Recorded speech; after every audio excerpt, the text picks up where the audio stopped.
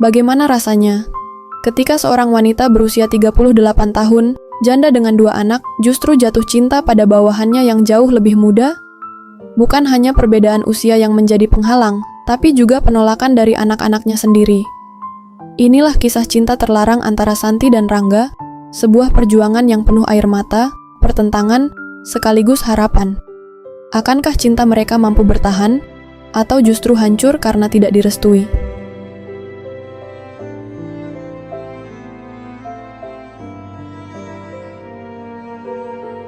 Aku masih ingat hari pertama Rangga datang ke kantor.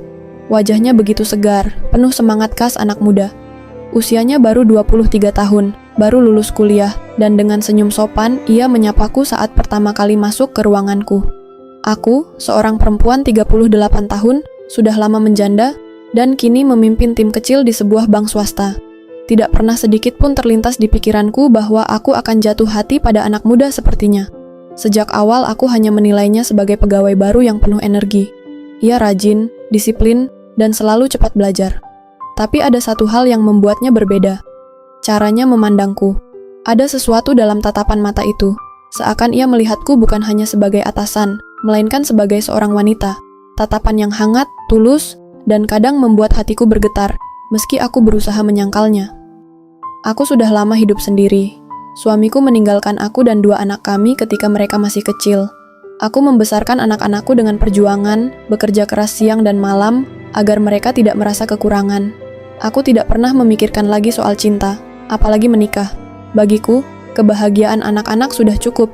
Tapi saat Rangga mulai sering membantuku, menemaniku lembur, dan diam-diam memperhatikan apa yang aku suka dan tidak suka, ada sesuatu yang berubah dalam hatiku. Hubungan itu tumbuh perlahan.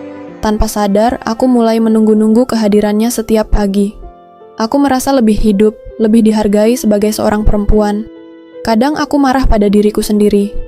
Bagaimana mungkin aku jatuh cinta pada pria yang 15 tahun lebih muda dariku, apalagi dia adalah bawahanku sendiri. Tapi perasaan itu semakin sulit dibendung. Rangga tidak pernah secara langsung mengungkapkan isi hatinya, tapi sikapnya jelas. Ia sering mengantarku pulang setelah lembur, membawakan makanan favoritku saat makan siang. Bahkan sesekali menanyakan kabar anak-anakku dengan tulus. Hatiku semakin luluh.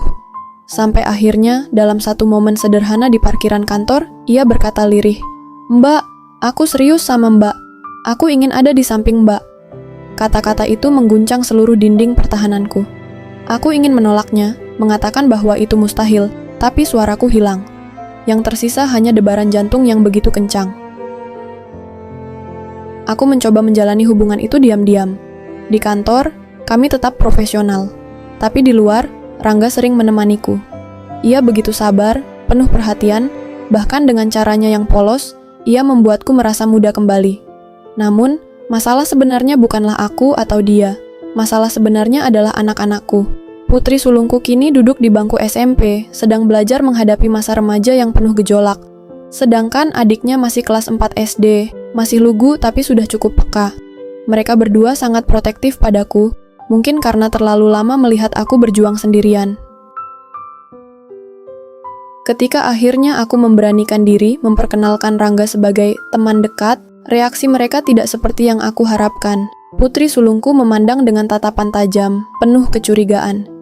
Ia berkata dingin, "Mama, dia kan masih muda banget, masih seumuran kakak sepupu. Masa Mama mau sama dia?" Kalimat itu menusukku.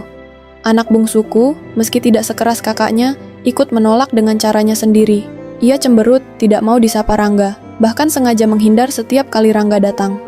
Aku bisa melihat jelas. Mereka takut kehilangan aku.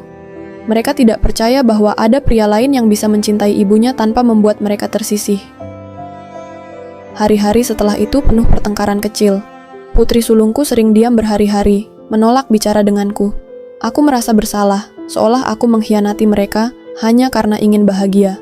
Tapi di sisi lain, aku tahu Rangga sungguh-sungguh. Ia tidak pernah menyerah. Ia mencoba mendekati anak-anakku dengan sabar. Ia membelikan buku pelajaran untuk anak sulungku, mencoba membantu mengajarinya matematika. Tapi anakku menolak, bahkan berkata ketus, "Aku bisa belajar sendiri." Rangga hanya tersenyum, meski aku tahu hatinya perih. Untuk anak bungsuku, ia mencoba cara lain. membawakan mainan kecil, mengajaknya bicara tentang bola. Kadang berhasil, kadang gagal, tapi aku tahu ia benar-benar berusaha. Melihat usahanya, aku semakin yakin dengan pilihanku. Aku tidak ingin menyerah begitu saja, tapi setiap kali anakku menangis diam-diam di kamarnya, aku merasa terombang-ambing. Apakah aku egois jika tetap bersama Rangga? Apakah aku merampas rasa aman anak-anakku demi cinta? Suatu malam, aku berbicara lama dengan Rangga. Aku katakan semua kekhawatiranku, bahwa anak-anakku adalah dunia bagiku, bahwa jika mereka tidak bisa menerima, mungkin aku harus mundur. Tapi Rangga menatapku dengan mata yang begitu teguh. Mbak, aku tidak akan pergi. Aku tahu butuh waktu, tapi aku ingin mereka percaya. Aku ingin mereka lihat kalau aku tidak datang untuk mengambil mama mereka, tapi untuk menjaga mama mereka. Kata-kata itu membuatku menangis. Ada ketulusan yang tidak bisa aku abaikan, dan sejak saat itu, aku berjanji dalam hati, aku akan berjuang bersama dia. Perjalanan itu tidak mudah.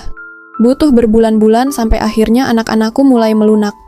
Perlahan, mereka melihat bahwa Rangga tidak hanya mencintaiku, tapi juga peduli pada mereka. Ia sabar menemani ketika anak bungsuku sakit. Ia datang tanpa diminta saat putri sulungku lomba di sekolah.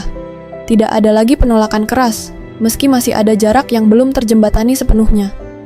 Aku tahu perjalanan ini masih panjang, tapi aku juga tahu, untuk pertama kalinya setelah sekian lama, aku berani bermimpi tentang kebahagiaan.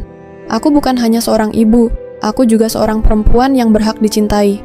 Dan bersama Rangga, aku merasa hidupku tidak lagi sekadar bertahan, tapi benar-benar berarti. Mungkin orang lain akan mencibir, mungkin dunia tidak akan sepenuhnya memahami. Tapi aku percaya, cinta bukan soal usia, bukan soal status, melainkan soal keberanian untuk saling memilih, meski semua terasa sulit. Dan aku, Santi, memilih Rangga, seperti ia memilihku. Kami akan terus berjuang, bukan hanya untuk cinta kami, tapi juga untuk membuat anak-anakku percaya bahwa cinta ini layak untuk diperjuangkan.